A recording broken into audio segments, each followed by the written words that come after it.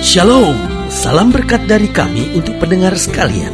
Saat ini pendengar akan diberkati dengan program Hari Ini Harinya Tuhan bagian yang ke-8.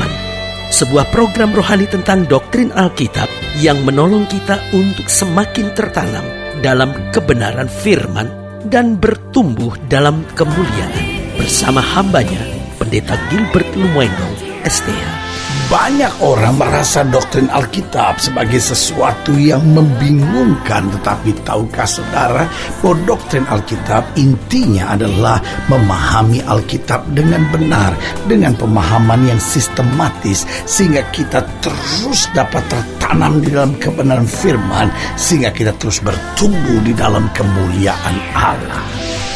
Buka hati saudara sekalian untuk menerima berkat-berkat firman-Nya hari ini. Pertobatan adalah kata yang sebenarnya tidak enak untuk didengar.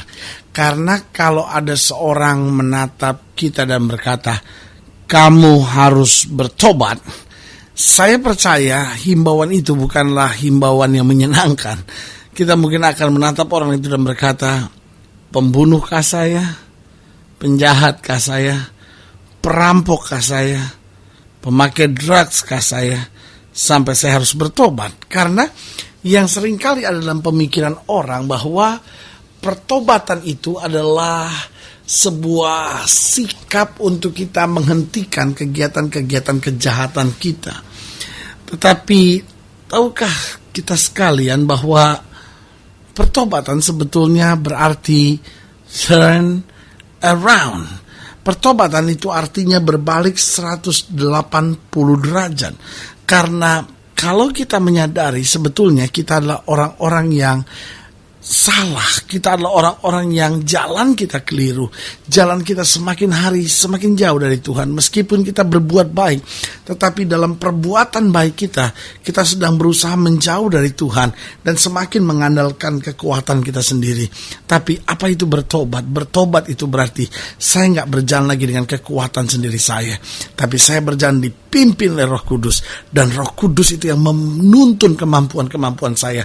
Roh Kudus itu yang mengendalikan kemampuan-kemampuan saya. Sehingga Paulus berkata, aku hidup, namun bukan lagi aku yang hidup, tetapi Kristus yang hidup di dalam aku. Haleluya.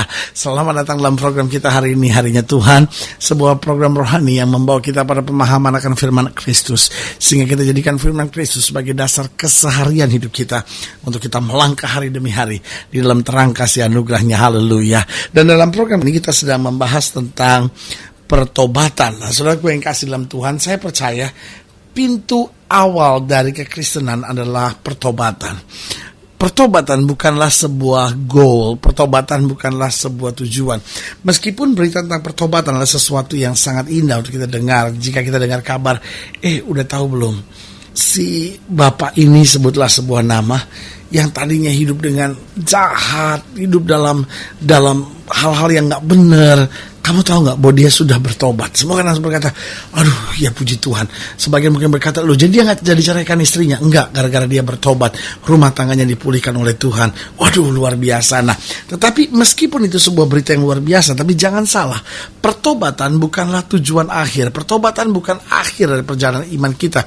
Pertobatan justru awal, karena tanpa pertobatan, Yesus dengan tegas berkata, jika seorang tidak dilahirkan kembali, kamu tidak akan melihat kerajaan Allah. Berarti mulai dari kehidupan Kristen kita bukan ketika kita lahir dari rahim ibu yang beragama Kristen, tetapi mulai seseorang masuk di dalam kekristenan, mulai seseorang masuk disebut sebagai anak Allah, yaitu dimulai dari satu kata penting ini yang bernama pertobatan. Nah, saudaraku yang kasih dalam Tuhan, hari ini kita akan bahas sama-sama Kisah Rasul pasal 11. Kisah Rasul pasal 11 itu akan kita pelajari hari ini. Kisah Rasul pasal 11 mulai dari ayat yang pertama sampai ayatnya yang ke-18.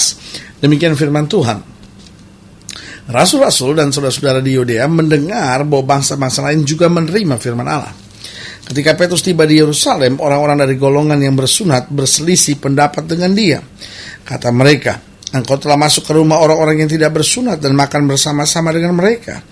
Tetapi Petrus menjelaskan segala sesuatu berturut-turut, katanya, aku sedang berdoa di kota Yope. Tiba-tiba rohku diliputi kuasa ilahi dan aku melihat satu penglihatan, satu benda berbentuk kain lebar yang bergantung pada keempat sudutnya diturunkan dari langit sampai di depanku. Aku menatapnya dan di dalamnya aku lihat segala jenis binatang berkaki empat dan binatang liar dan binatang menjalar dan burung-burung. Lalu aku mendengar suara berkata kepadaku, bangunlah hai Petrus, sembelihlah dan makanlah. Tapi aku berkata, tidak Tuhan, tidak, sebab belum pernah sesuatu yang haram dan yang tidak tahir masuk ke dalam mulutku. Akan tapi untuk kedua kalinya suara dari sorga berkata kepadaku, apa yang dinyatakan halal oleh Allah tidak boleh engkau nyatakan haram. Hal itu terjadi sampai 3 kali, lalu semuanya ditarik kembali ke langit. Dan seketika itu juga 3 orang berdiri di depan rumah di mana kami menumpang. Mereka diutus kepadaku dari Kaisarea. Lalu kata Roh kepadaku, pergi bersama mereka dengan tidak bimbang. Dan ke-6 saudara ini menyertai aku. Kami masuk ke dalam rumah orang itu. Dan ia menceritakan kepada kami bagaimana ia melihat seorang malaikat berdiri di dalam rumahnya. Dan berkata kepadanya, suruhlah orang ke Yope untuk menjemput Simon yang disebut Petrus.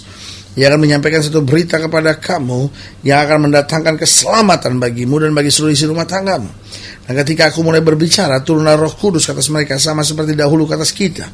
Maka teringatlah aku akan perkataan Tuhan, Yohanes membaptis dengan air, tetapi kamu akan dibaptis dengan Roh Kudus. Jadi jika Allah memberikan karunia-Nya kepada mereka sama seperti kepada kita pada waktu kita mulai percaya kepada Yesus Kristus, bagaimanakah mungkin aku mencegah dia? Ketika mereka mendengar hal itu, mereka menjadi tenang, lalu memuliakan Allah, katanya. Jadi kepada bangsa-bangsa lain juga Allah mengaruniakan, perhatikan, pertobatan yang memimpin kepada hidup. Apa arti pertobatan ini? Nah, saudaraku yang kasih dalam Tuhan, ini menarik untuk kita bahas, karena memang selalu saya bilang, kekristenan dimulai dari pertobatan. Karena kekristenan bukan dimulai ketika rahim seorang ibu melahirkan seorang bayi Kristen dan otomatis dia menjadi Kristen. Saudaraku yang kasih dalam Tuhan, bukan soal demikian. Seorang anak memang banyak diwakili oleh iman orang tuanya, sampai dia sendiri ada pada sebuah pemahaman tentang kehidupan.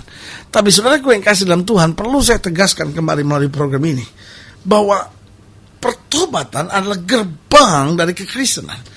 Berarti seorang mulai disebut sebagai anak Allah waktu dia bertobat. Makanya berita Yohanes Pembaptis tegas sekali, bertobatlah, berilah dirimu dibaptis. Nah, dari ayat-ayat bacaan yang sudah kita pelajari ini, beberapa pelajaran penting yang bisa kita pelajari. Yang pertama kita pelajari bahwa pertobatan dibutuhkan tiap-tiap orang. Pertobatan dibutuhkan oleh tiap-tiap orang. Tiap-tiap orang harus bertobat. Makanya Yesus bilang, jika kamu tidak dilahirkan kembali, kamu tidak akan masuk dalam kerajaan Allah. Nah, terhadap siapa Yesus bicara? Yesus bicara terhadap Nikodemus. Siapa Nikodemus? Nikodemus adalah seorang ahli Taurat. Nah, tapi saudaraku yang kasih dalam Tuhan, Yesus mau tegaskan di sini bahwa pertobatan dibutuhkan oleh setiap orang.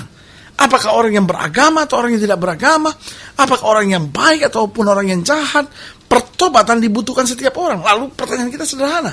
Kalau gitu apa itu pertobatan? Pertobatan bukan sekedar stop berbuat dosa, tapi pertobatan berarti turn around, merubah arah. Dari tadinya saya mengandalkan kekuatan saya sendiri, tadinya saya mengendalikan apa yang menurut saya terbaik buat saya, tetapi waktu pertobatan terjadi, berarti saya menyerahkan kepemimpinan hidup saya kepada Kristus. Sehingga bukan saya lagi yang mengatur hidup saya, bukan saya lagi yang menuntun hidup saya, bukan lagi pada soal apa yang saya mau, tetapi bertobat berarti berbalik arah untuk berkata, pokoknya mulai hari ini saya hanya hidup dengan pertanyaan, apa yang Tuhan mau. Dan apapun yang Tuhan mau, itu pasti akan membawa kemenangan dan berkat yang berkelimpahan. Haleluya. Nah, yang kedua saya pelajari, jadi yang pertama jelas, pertobatan dibutuhkan oleh tiap-tiap orang. Mengundang Yesus masuk dalam hidupnya, menjadikan Yesus raja dalam hidupnya, membiarkan Yesus mengendalikan hidupnya, sehingga kita dapat berkata, hidupku bukannya aku lagi, tapi Kristus yang hidup di dalam aku. Yang kedua kita pelajari bahwa pertobatan adalah satu-satunya jalan keselamatan. Jalan keselamatan bukanlah beragama, termasuk beragama Kristen. Saudara boleh beragama Kristen, saudara boleh pergi ke gereja, saudara boleh kenal pendeta, saudara boleh dengan setia melakukan kegiatan-kegiatan rohani. Tapi saudaraku yang kasih dalam Tuhan, tanpa pertobatan, tanpa meninggalkan dosa, tanpa membuka hati untuk membiarkan Yesus masuk dalam hidup kita, tanpa kita melepaskan diri dari segala hubungan-hubungan dengan kuasa kegelapan, saudaraku yang kasih dalam Tuhan, kita gak pernah layak untuk kerajaan sorga. Ada banyak orang masuk gereja tapi tetap pergi ke dukun. Ada banyak orang masuk gereja tapi tetap percaya bacaan ramalan-ramalan nasib. Saudaraku yang kasih dalam Tuhan, kita akan menghina Tuhan dengan semuanya itu. Inilah saatnya buat kita untuk bangkit. Inilah saatnya buat kita untuk percaya. Inilah saatnya buat kita untuk berkata, Tuhan, saya mau bertobat. Bukan berarti dosa kejahatan apa yang saya buat. No. Tapi Tuhan, saya mau membiarkan Tuhan untuk mengatur hidup saya. Saya mau biarkan Tuhan untuk memimpin hidup saya. Saya mau biarkan Tuhan untuk mengendalikan hidup saya. Karena kalau Tuhan yang melakukannya, maka segalanya pasti akan jadi baik bagi kemuliaan namanya. Haleluya. Jadi jelas, pertobatan dibutuhkan tiap-tiap orang. Yang kedua, pertobatan adalah satu-satunya jalan keselamatan. Dan yang ketiga, pertobatan seringkali harus melewati tantangan. Saudaraku yang kasih dalam Tuhan, kalau saudara pelajari ayat bacaan ini, maka kita lihat bahwa Cornelius sepertinya dipojokkan oleh situasi. Sampai ketika Petrus datang ke sana, semua orang bilang, loh, kenapa kamu duduk makan sama orang kafir? Jadi dari sini kita bisa pelajari, sepertinya kok Cornelius dapat tekanan yang sangat luar biasa. Dan saudaraku yang kasih dalam Tuhan, kembali saya mau ingatkan, pertobatan seringkali harus melewati tantangan. Kadang-kadang justru ketika engkau mau bertobat, engkau dikecewakan oleh orang percaya. Ketika engkau mau bertobat, ketika engkau mau lebih sungguh-sungguh sama Tuhan, tiba-tiba engkau ada masalah dalam keluarga. Nah, apa yang terjadi? Lalu kita mulai bilang, aduh Tuhan, saya mungkin nggak bisa bertobat, kali ya memang orangnya udah begini. Tapi saya mau ingatkan buat saudara, waktu saudara mulai menyerah dalam pertobatan saudara, setan akan tepuk tangan, karena itu memang rencananya. Tapi waktu saudara bangkit, waktu saudara imani, waktu saudara percaya bahwa apa yang Tuhan sudah kerjakan itu akan mendatangkan kebaikan buat hidup kita. Dan saudaraku yang kasih dalam Tuhan, dengan sikap seperti itu, apa yang terjadi? Kita hadapi tantangan dan kita bilang, Tuhan, pokoknya saya ambil keputusan untuk bertobat, serahkan semuanya. Nah, waktu kita setia, di situ kita akan melihat kuasa dahsyat Allah yang luar biasa itu. Jadi ingat, yang pertama saya pelajari bahwa pertobatan dibutuhkan tiap-tiap orang. Yang kedua, pertobatan adalah satu-satunya jalan keselamatan. Dan yang ketiga, pertobatan seringkali harus melewati tantangan. Tetapi Tuhan yang membuka pintu pertobatan adalah Tuhan yang sama, yang memegang tangan kita dan menyertai langkah kita. Haleluya.